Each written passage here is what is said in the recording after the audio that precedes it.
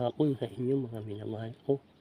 Mayroon ako dito ipapahayag sa inyo tungkol sa aral ng Panginoon.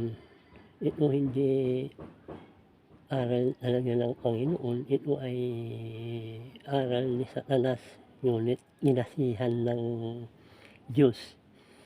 Kaya kung may maliligaw dito, tiyak na diretso na ang pagkaligaw, hindi na nila maunawaan ang mga katotohanan kasi binulag na ang kanilang isip at ang kanilang mata, pati ang kanilang tainga, hindi na sila makakarinig. Nakasulat yan dito sa Bible, marami mga binulag.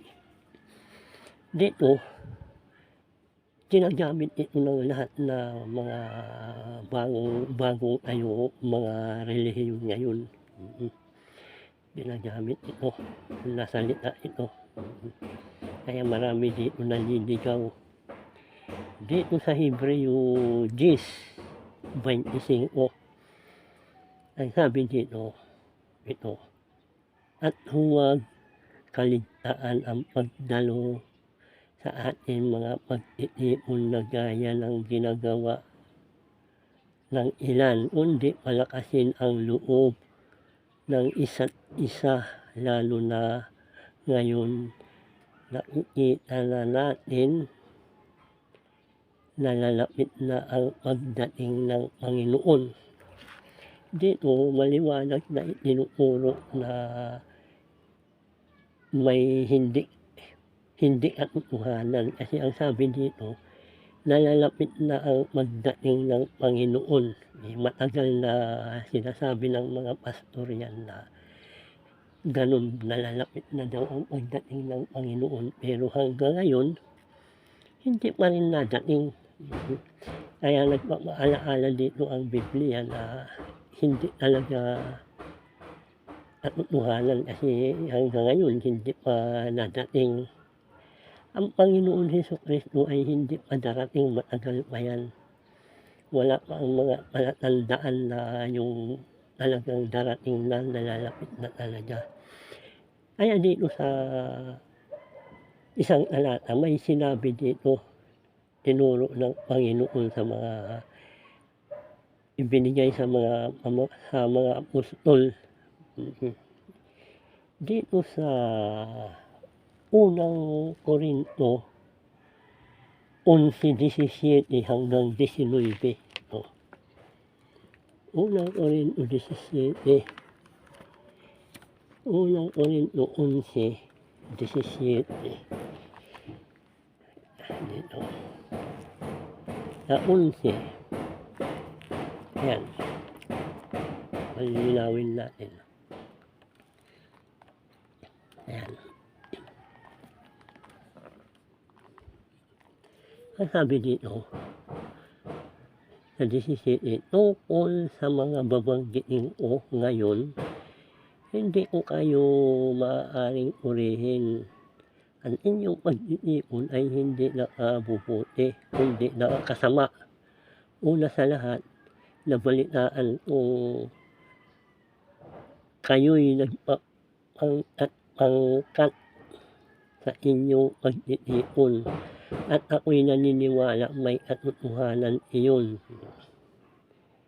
Kaya napakaliwanag, ang pagtitipon daw ninyo hindi nakakabuti, kundi nakakasama. Kasi nabalitaan daw niya na may katotohanan iyon, napakaliwanag. Sa inyong pagtitipon ay hindi talaga nakakabuti. Ay salita ng ni Satanas yan na kinasihan ng Diyos para mailigaw doon ang tao. Ginagamit yan ng mga mangangaral yan para makaipon ng maraming membro, magkamal sila ng malaking salapi.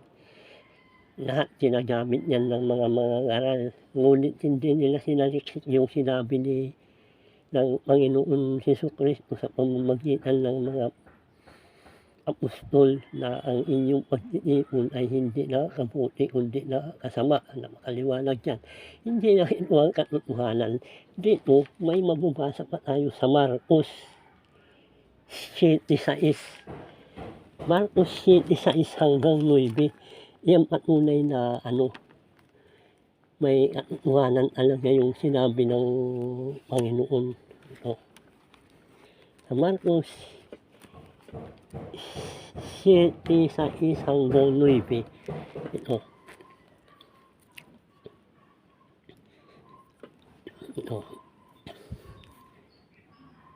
Sinagot sila ni Jesus, tama ang hula ni Isaias tungkol sa inyo.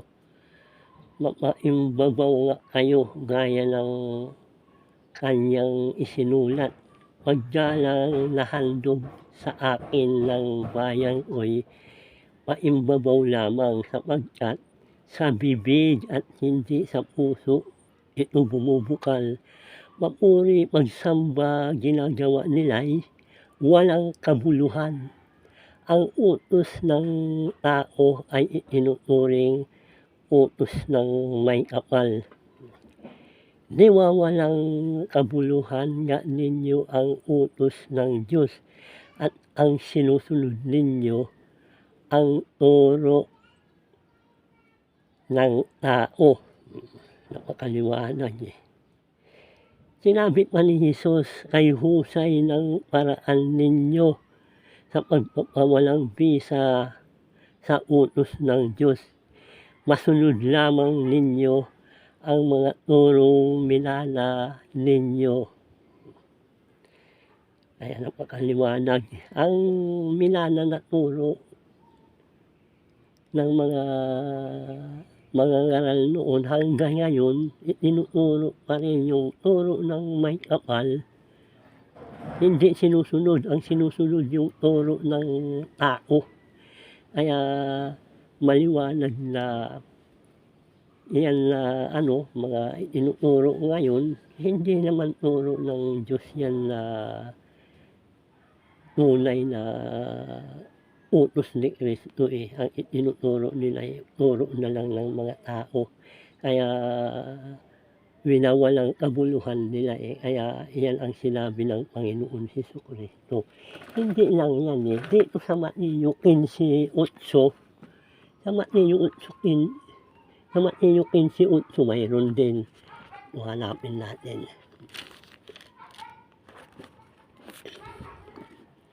Mateo 8:15. Mateo 15:8. Ayan. Yan. May katunayan, hindi lang isang talata.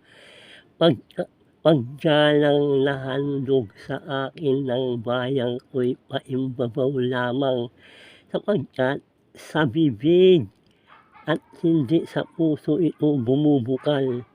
Mapurit ang samba ginagawa nila'y walang kabuluhan. Ang utos ng tao ay itinuturing utos ng may kapal. Ayan. Yan ang mga tinuturo nila ngayon. Yung turo ng tao, iyan ang itinuturing nila turo ng may kapal ng Diyos. Kaya napakaliwanag sa hula dito. Ayan, dumating kasi ang mga hula dito sa Bible, katotohanan nagaganap na ngayon. Kaya mga minamahal, lalo na sa ating mga Katoliko, naku, bantayan ninyo ang inyong mga anak kasi madadaya din yan. Kaya pagsabihan ninyo ang mga anak ninyo para hindi mailigaw. Kasi marami nagliligaw na ngayon. Kaya salamat sa inyo. Kung pakikinggan ninyo ang turo ko, bagamat ako sa ganito, walang halaga sa mundo. Isang taong mangmang lang ako, wala akong pinag-aralan, pero ang itinuturo ko dito, hindi lang galing ito sa mga turo ng tao. At saka hindi ko ito ginaya, hindi din ito itinuro sa akin ng mga tao, mga pastor. Ang katunayan nga, marami sa akin nagtuturo na isang talata lang, dalawa ang basahin mo, babain mo na lang eh. Pero hindi ko yan sinunod, oo. ang sinunod ko yung itinuturo sa akin ng Espiritu ng Diyos. Kaya manatili kayo sa turo ni Kristo mga minamahal. Hindi lahat dito ang turo sa Bible ay turo ng Panginoon Jesucristo. Iyan, may turo din ito dito ng Satanas. Marami dito turo ng Satanas at Diablo. Ngunit inasihan ng Diyos upang kung sino man ang sumusunod sa katotohanan, hindi mahiligaw. Kaya salamat sa inyo kung pakikinggan ninyo ako, mga minamahal. Salamat, salamat.